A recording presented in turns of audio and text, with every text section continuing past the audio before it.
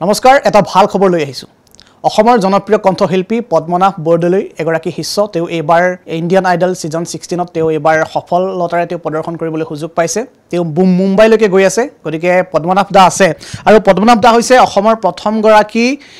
Indian আইডলত যোৱা ব্যক্তি যিগৰাকীয়ে সিজন 3ত তেওঁ ইতিমধ্যে ফাইনেলিষ্ট হিচাপে সুখ্যাতি অৰ্জন কৰিছে আৰু ইতিমধ্যে আপোনালোকে জানে সেই কথাবোৰ আৰু তেওঁৰে এগৰাকী শিষ্য ইতিমধ্যে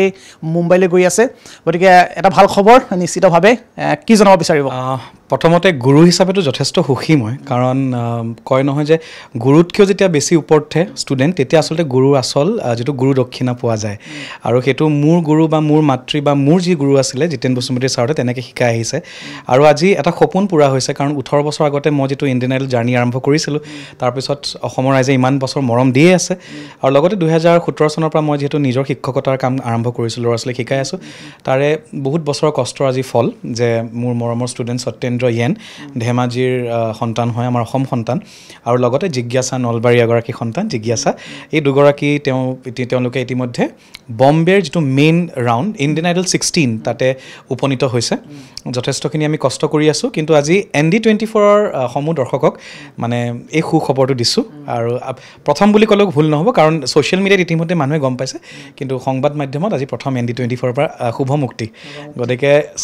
খবৰটো ইয়াৰ পৰাই দিছোঁ আনুষ্ঠানিকভাৱে ইয়াৰ পৰা দিছোঁ এণ্ড থেংক ইউ ছ' মাছ সকলোৱে যাতে মোক যেনেকৈ সকলোৱে ইমানখিনি মৰম দিছিলে নেশ্যনেল লেভেলত সকলোৱে ইণ্ডিয়ান আইডল হওক সাৰেগামাপা হওক চবেই মোক ইমানখিনি ভোট কৰিছিলে গতিকে এই ছেপ্টেম্বৰ মাহত সত্যেন্দ্ৰ গৈ আছে এতিয়া তাৰ ট্ৰেইনিংখিনি মই কৰাই আছোঁ যেতিয়া সি টিভিত ওলাব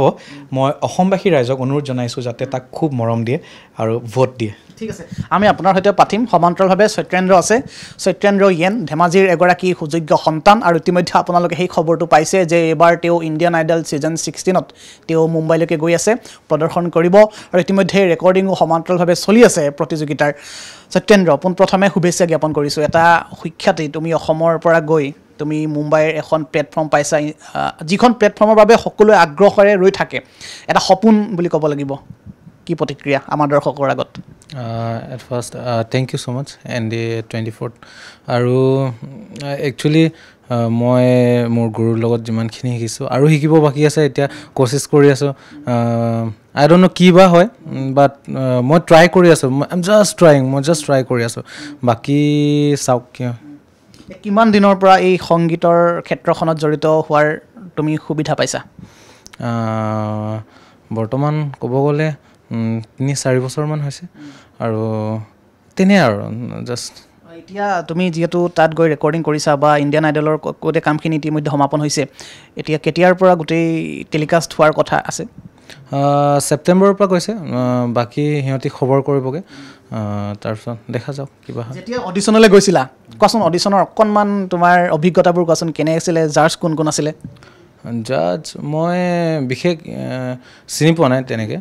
বাট খুবেই ভাল খুবেই মৰম লগা আৰু খুবেই মানে একদম পজিটিভ এনাৰ্জি থকা মানে কেইগৰাকীমান আছিলে আৰু খুবেই বহুত মোক উৎসাহ দিছিলে ভালকৈ গাবলৈ তেনেকৈ আৰু গাই দিছোঁ আৰু অসমৰ পৰা পূৰ্বতো এনেধৰণে ৰিয়েলিটি শ্ব'ত আমাৰ অসমৰ পৰা যায় কেনেকুৱা লাগে যে অসমৰ পৰা গৈ এনে এখন সৰ্বভাৰতীয় পৰ্যায়ৰ প্লেটফৰ্মত আমি উজলি উঠিব লাগিব এই ধাৰণাবোৰ বা এনেধৰণৰ এটা অভিজ্ঞতা লৈ কি ভাৱ হয় মনত মই কি ক'ম এতিয়া কি ভাৱ হয় বাট মই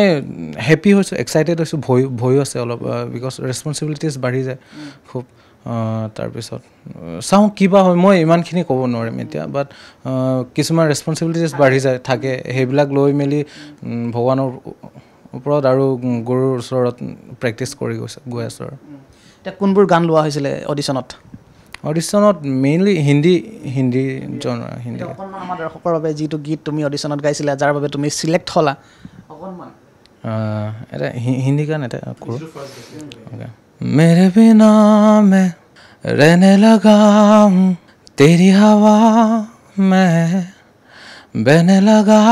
हूँ जाने में कैसे तेरा हुआ हूँ मुझे तो लगता है मैं शायद तेरी दिल की दुआ हूँ हाँ तुझको जो पाया तो जीना आया अब ये लम्हा ठहर जाए थम जाए बन जाए हम दोनों की दरमियां ইতিমধ্যে গম পাইছে তেওঁৰ কণ্ঠ কিমান শক্তিশালী আৰু এই কণ্ঠই ইতিমধ্যেই তেওঁৰ মুম্বাইলৈকে পাইছেগৈ আৰু এনে এটা কণ্ঠ আপুনি যিহেতু আগবঢ়াই দিছে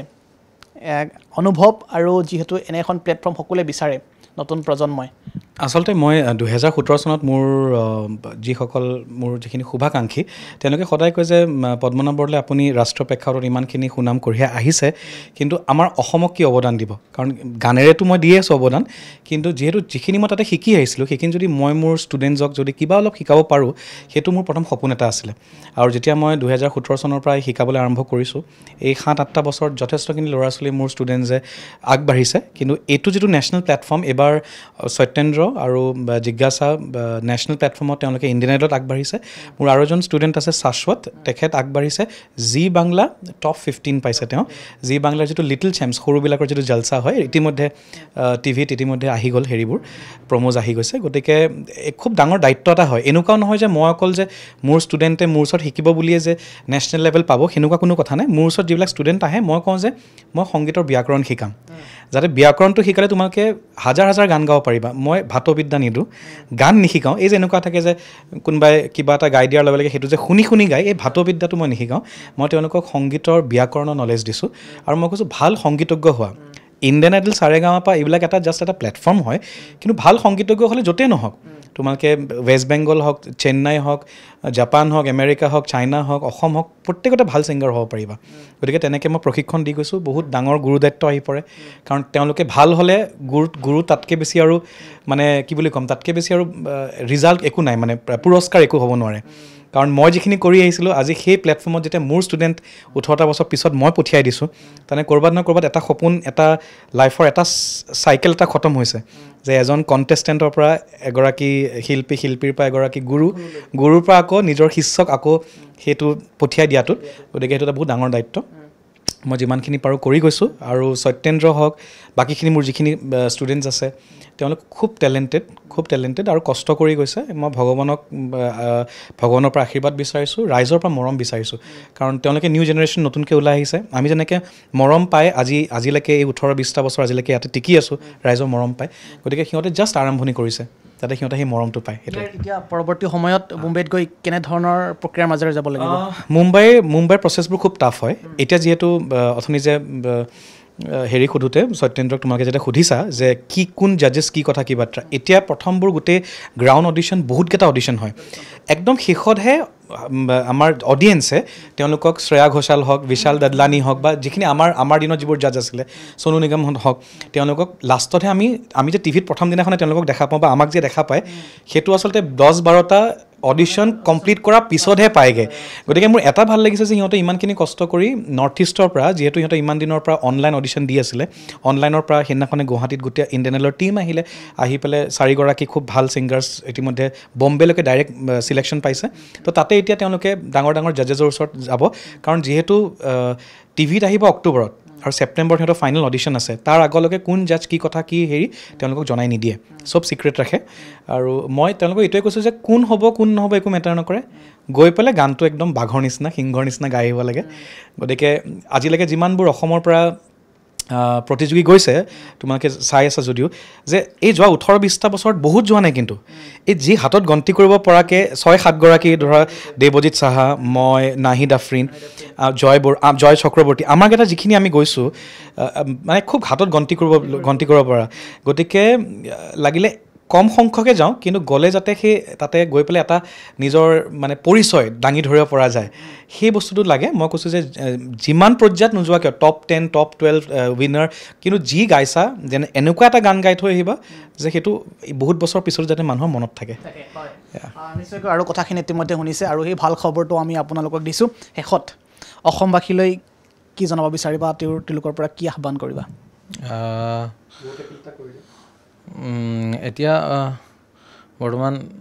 ক'ব গ'লে মই অসমবাসীলৈ এট ফাৰ্ষ্ট মই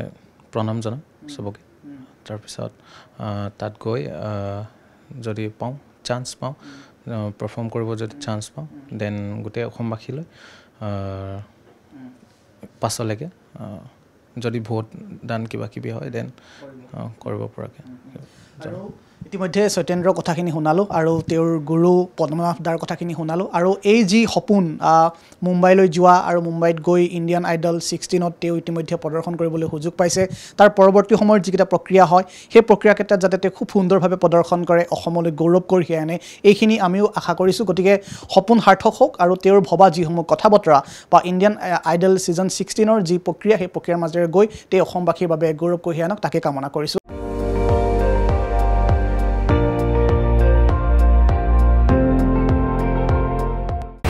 আপুনি চাই আছে ND24